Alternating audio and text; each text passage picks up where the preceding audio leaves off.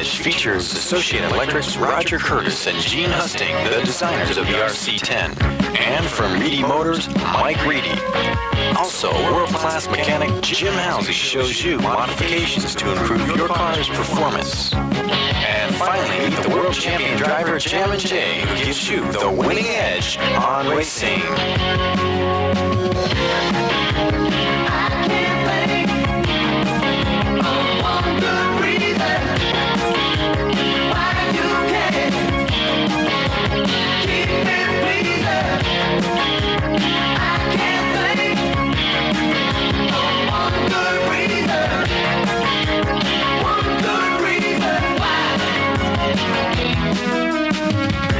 When we decided to get into off-road and design the RC10, we felt we had to do some experimenting first. So we looked at the cars that were available at that time to see what we can improve upon, and then we also looked at full-scale full-scale off-road cars, and talked to some of the people in that business.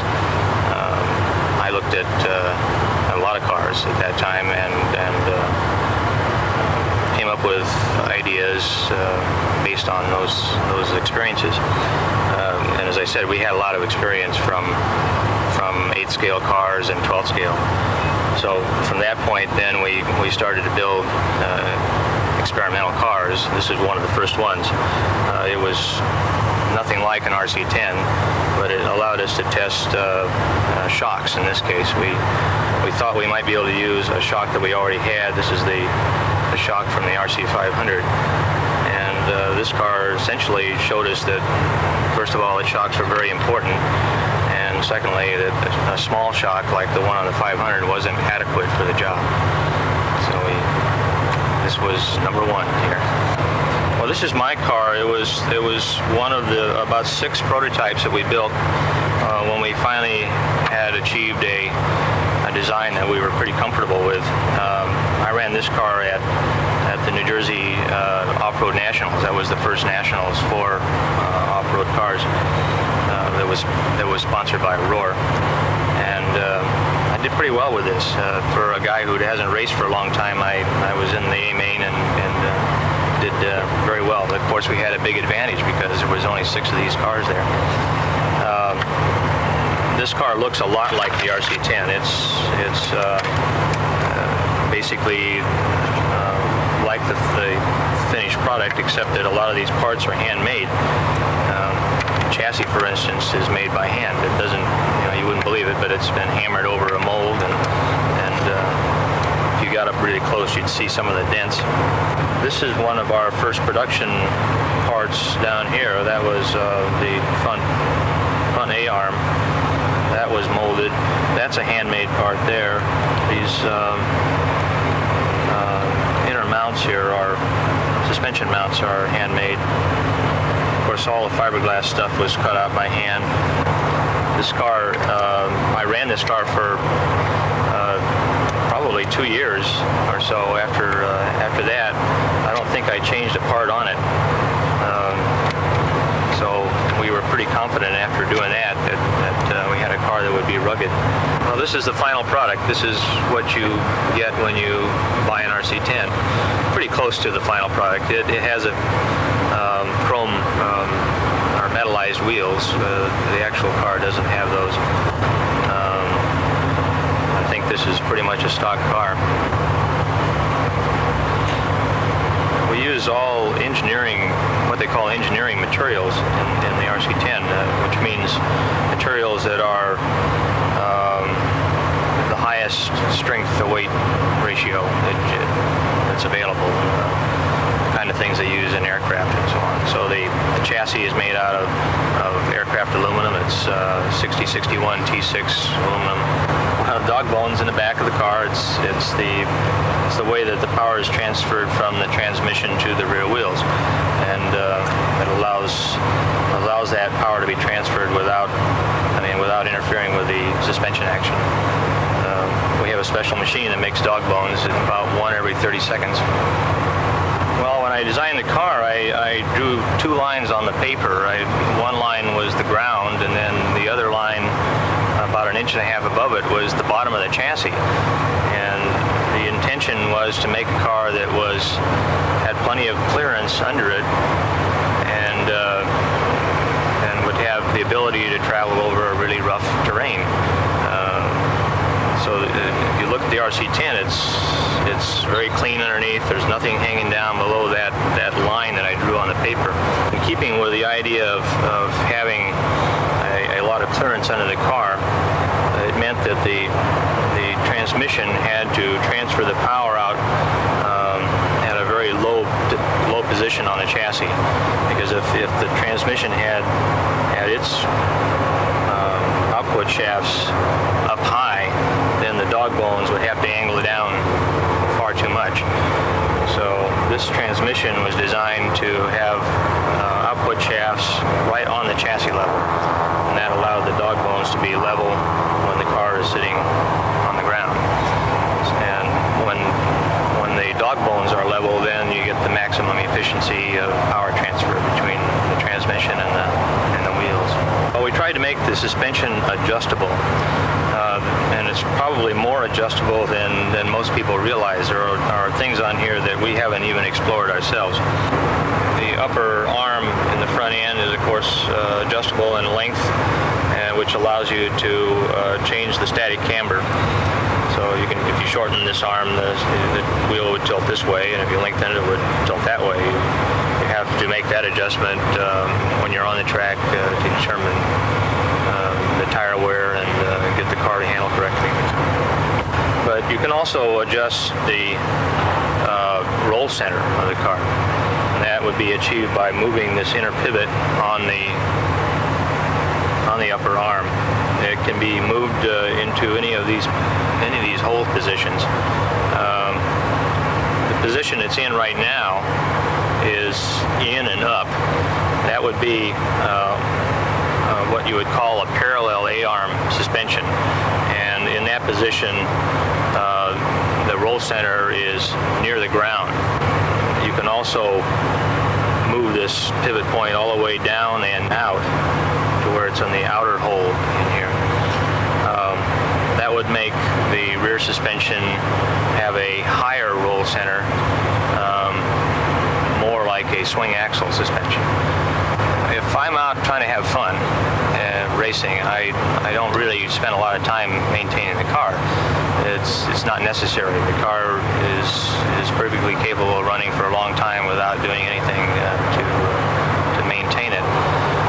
If I'm serious about racing, then I'm going to spend more time on it. Every heat, I'm going to take a look at the car. I'd probably get in and change the grease in the differential each time, look the car over to make sure there are no loose screws, and check the action of the suspension. It's really very important that the suspension be able to move freely up and down. And sometimes that's hard to see. It may feel okay with the spring and the shock on there, but if you took this and disconnected the shock down here and moved the suspension arm without the spring on it, you might find that it was binding a little bit. You should be able to lift this up and have it drop all the way down freely and have it not bind at all. You can learn a lot by just dropping the car. If you watch it after it hits the ground, the chassis goes down and then it comes up and comes to a stop. And that's when the oil is correct and matches the stiffness of the springs. But if the oil is too light, then when you drop it, the chassis is going to go up and down several times. You'll see an oscillation in there, and that would be as if you had no shocks at all. And if the oil is too heavy, when you drop it, the chassis is not going to go down as far, but you'll see the tires start to bounce. It'll do something kind of like that. You'll get a lot of bouncing action in the rubber itself. The purpose of the differential is to allow the rear wheels to rotate more or less independently of each other. So if you take the car and go like this, you'll see that one rear wheel is moving one direction, the other one's moving the other way.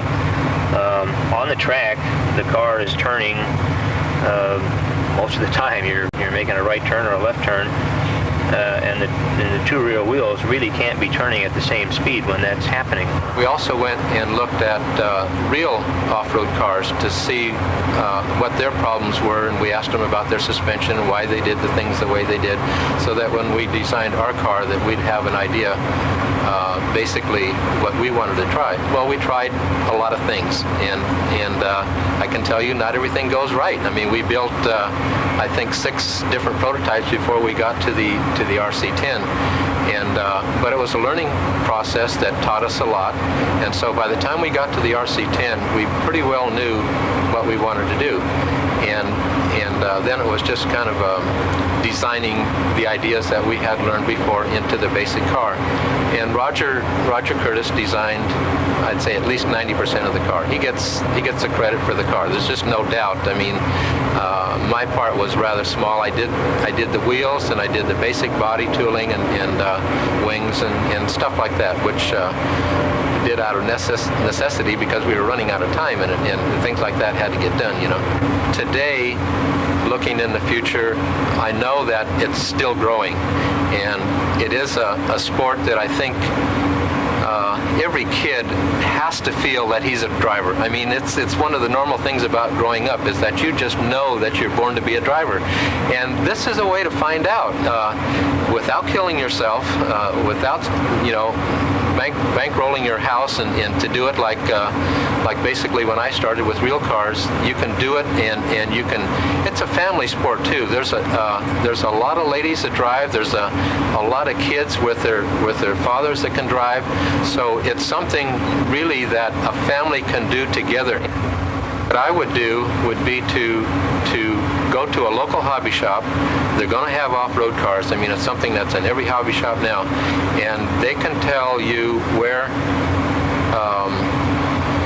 the activity is in the area. Say they're running over on 1st and Main Street or whatever. They can tell you where people are running, and then when you get to where that is, then it's easy, because then you can get more help. You can actually see the cars run. In the off-road kind of racing, right now we have what would be 4 classes. We have a 2-wheel drive class, which is divided into a stock motor class and a modified motor class. And then we have 4-wheel drive class, which is also divided into a stock motor class and a modified motor class. In the beginning, we had the 2-wheel drives and 4-wheel drives raced together, but our RC10 was good enough in the beginning that it was beating the 4-wheel drive cars, so it was a natural progression to change to a separate 4-wheel drive class, and so now we have the 4 separate classes that don't race together anymore. Beginner, I would say to go out to a few races, talk to some of the racers, take your car with you, let them show you things and try and help you, and then get a little practice. Go out to the racetrack and just run and get familiar with your car before you enter your first race. Most of the motors in the United States right now that are used for racing originate out of Japan. I modify them to get more speed, and the modifications are that we rewind them to get a little bit hotter motor, faster motor. We also install ball bearings to reduce the drag and get a little bit more speed, and mainly blueprint, fine-tune the motor to make it run at its maximum speed, requiring less power. And then I make modified motors for all the various sizes, and they become specialized in that we make a motor for a road course, and we also make a faster motor for the oval racing. Car makes a big difference. Without a good running car, you can't have a good running motor.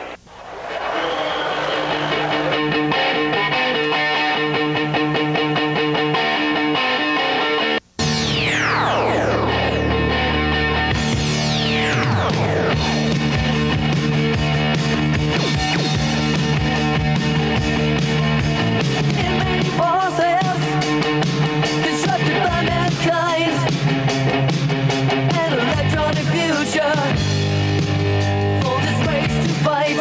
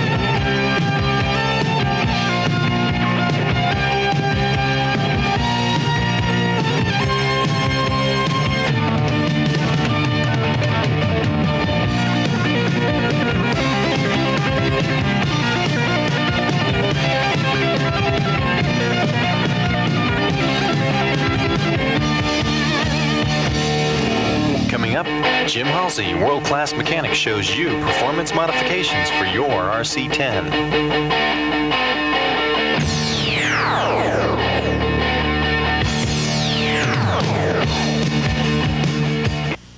Jay and I prefer to run our batteries front to back. And with the RC10 you have an option of running your batteries from side to side or front to back. In the front to back position, we prefer to run the gold springs that come with the kit. We feel that it makes the car more responsive and controllable.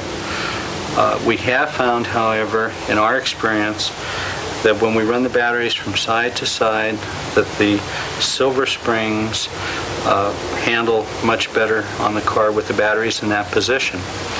The other thing is that we use entirely stock parts in the shocks. What I found works best for our particular suspension setup is trying to maintain the rear arms in a neutral position when the batteries, the motor, and everything is in the car and the car is sitting on the ground. The other thing that I have found is the suspension being located in the center hole for your upper trailing link allows the tire to move up and down and stay in a relatively straight position so that you keep as much tire contact as possible at all times with the surface. On the rear shocks, the position that I prefer is in the outside hole on the lower control arm. We have moved the upper hole in approximately 1/8 of an inch, and it seems to give it a little more progressive spring rate. Depending upon the outside temperature, that's what we use to gauge the viscosity of oil that we run. Many times we find that for an all-purpose oil, normally 30 weight will meet most of your requirements.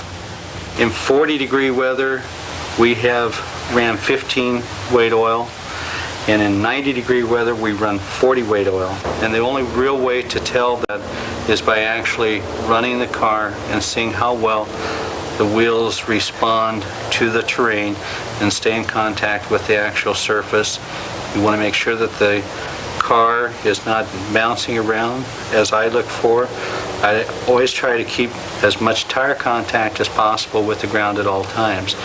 The other thing that I look for is how well the car is jumping. Many times that will determine the weight of oil. If the car is jumping perhaps a little bit nose-high position, by increasing the rear dampening slightly, many times it will bring the front of the car down.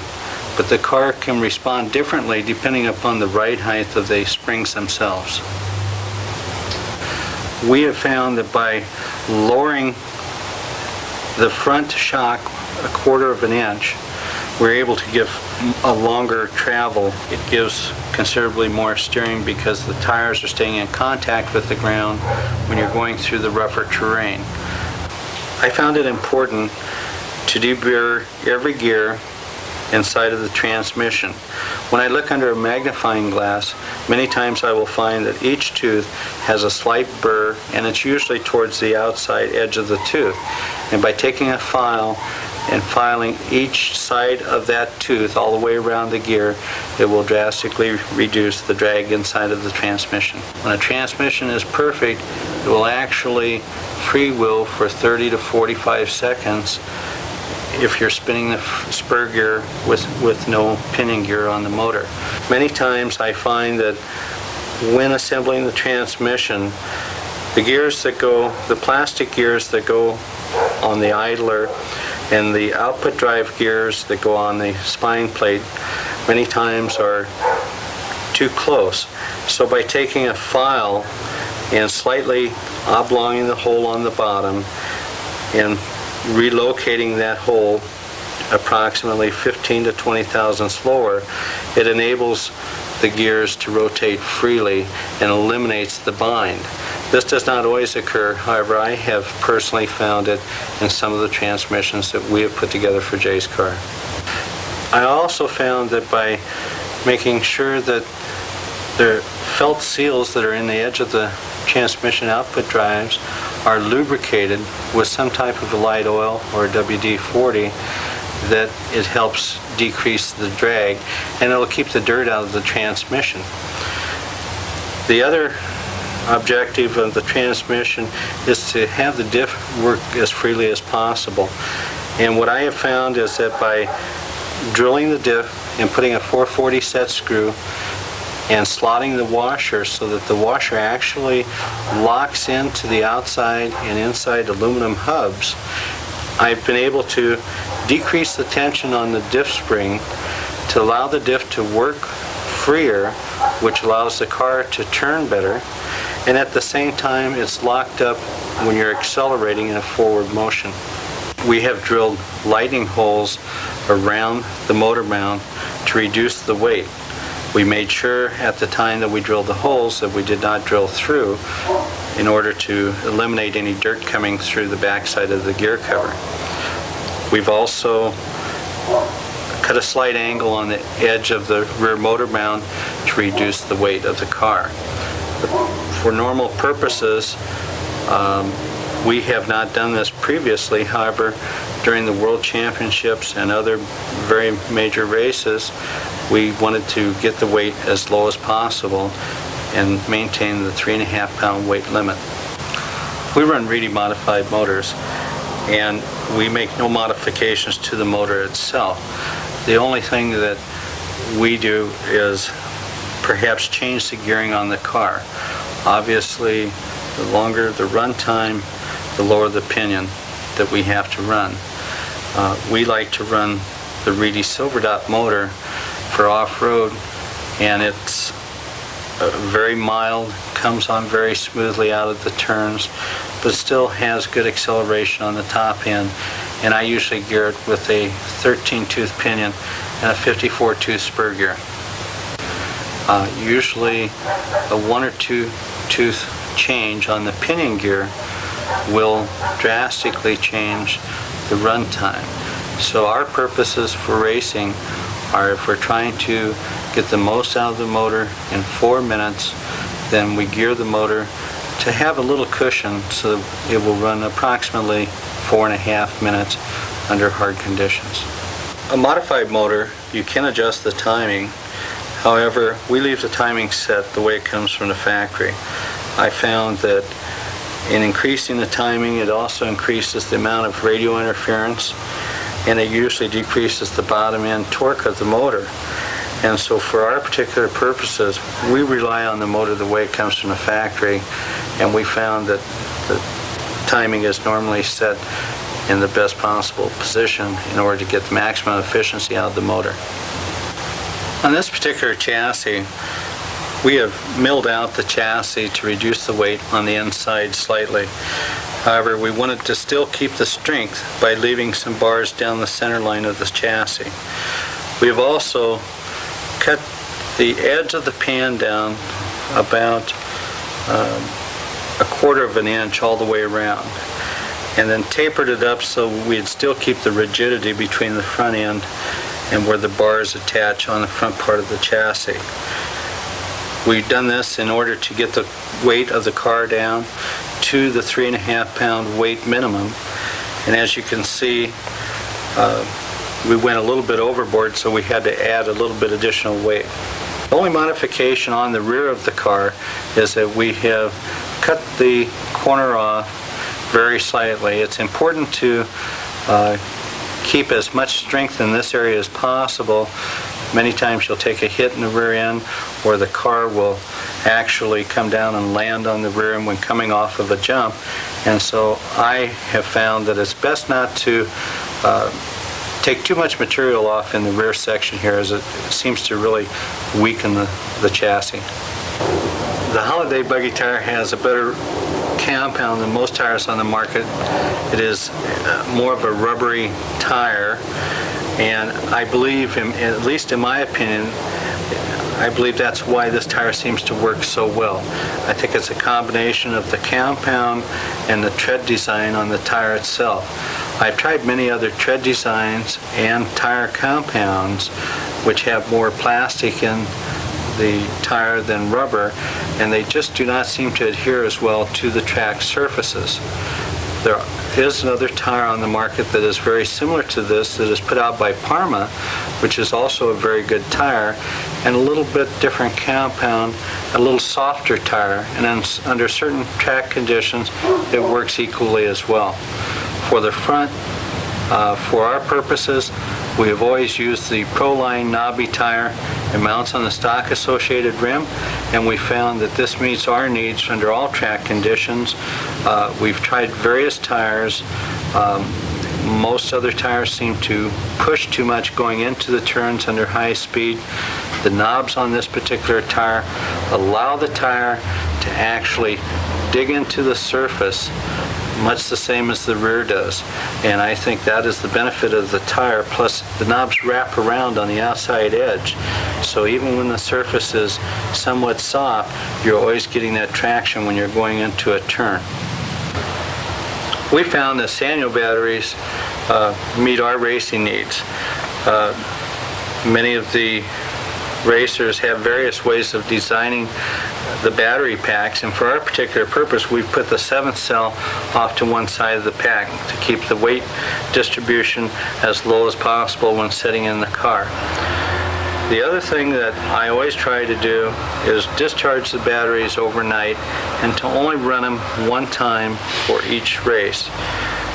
That enables me to get the maximum efficiency out of the batteries.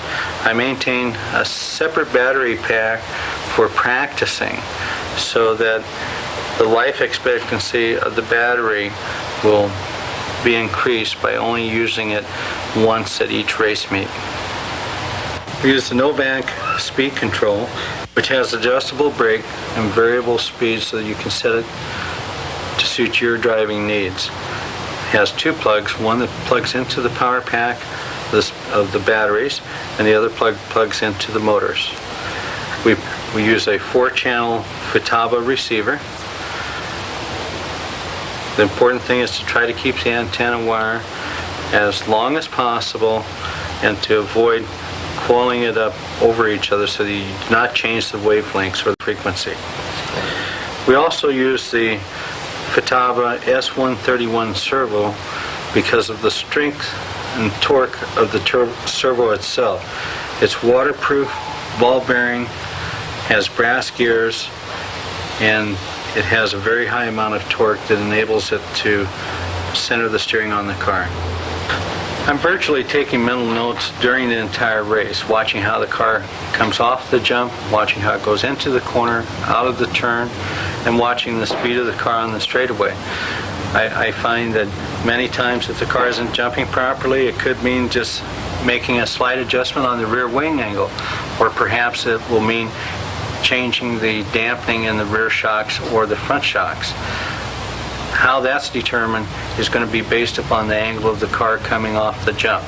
Also, in the turns, I found that when the car is hooking coming out of the turn, many times if a little more preload is put on the right front shock, it'll have a tendency to make the car push, and therefore it'll take away some of the tendency for the car to hook.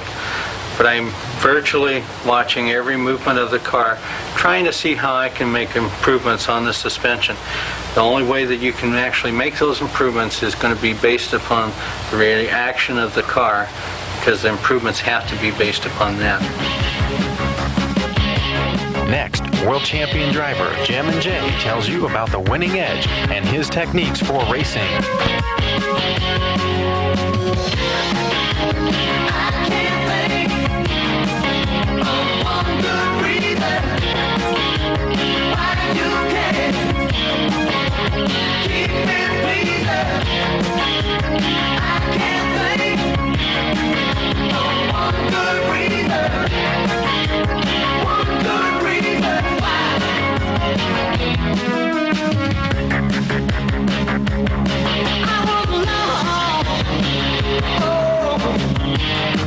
Sometime in the morning, I look, but you're not there. It made me think that I was losing you, and you didn't really care. You were gone, but I knew you'd be coming back to see. It's been too long and you couldn't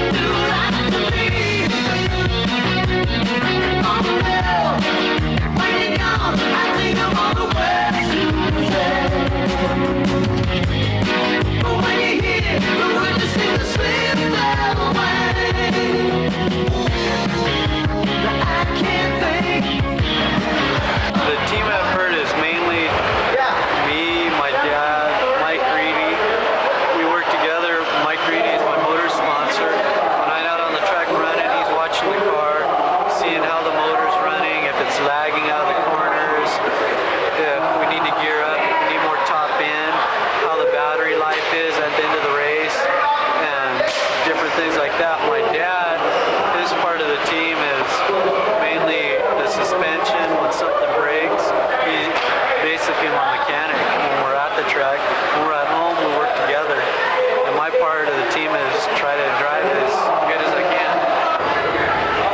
I think the winning edge for me is to try to maintain my equipment, have a positive mind when I go into the race, always think positive, and to have the best equipment that I can afford. The most important thing I can say for a beginning racer is to think positive, maintain your car as best as possible, always have a good attitude, watch your mouth on the driver's stand, and looking for sponsors to keep your car always in tip-top condition, keep it clean, drive the best possible.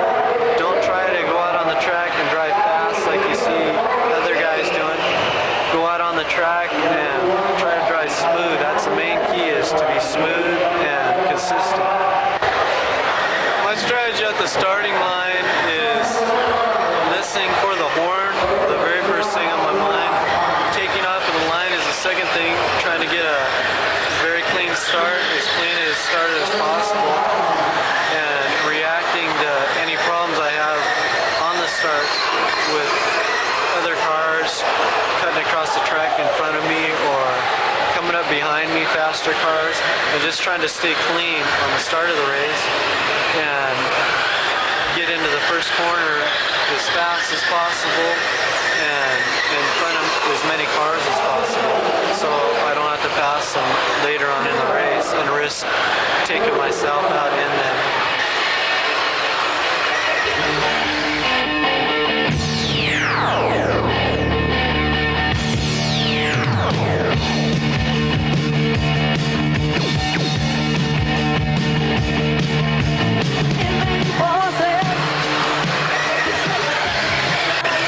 During the race, there's different strategies I use.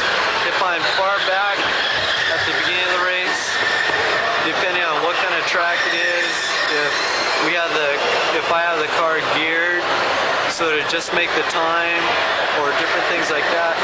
If I'm back at the beginning of the race and I get a real bad start, I'll push as hard as I can for the whole race if I'm a long ways back.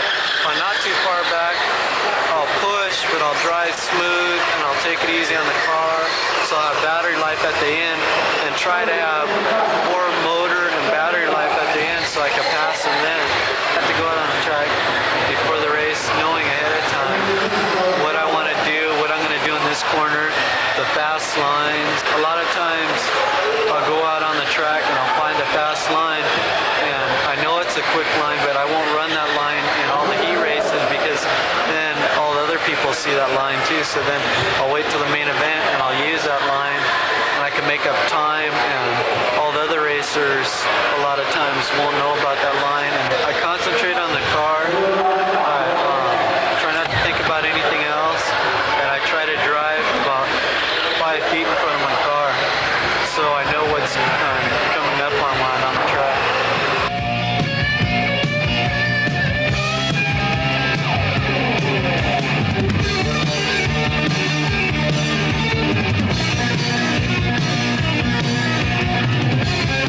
When I go into a corner, I turn the front wheels and the car keeps on going straight, or it doesn't react right away. Usually that means that I have the wrong front tires on, I need more bite up front, or I need to loosen the front suspension. I compensate to get rid of hooking or spinning out by running less tire or stiffening up the front springs.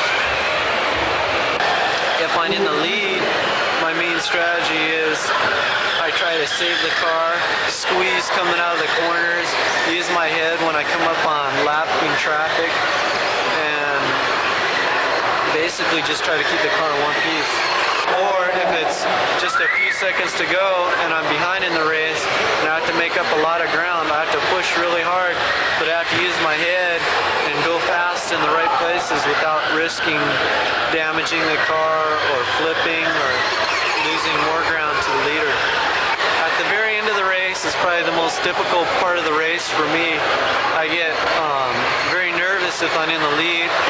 I'm really trying to be careful to save the car, and sometimes I'm too careful and I slow down too much and I can be fast. So the most exciting thing for me is the competition and winning major races, doing my best and coming out ahead of everybody else winning. Not that I win all the time, but when I do, it's a big thrill.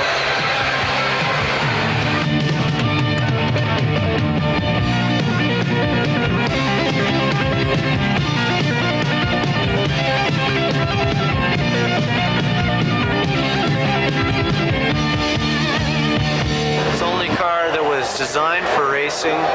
Most of the cars on the market right now were designed for fun or to look realistic.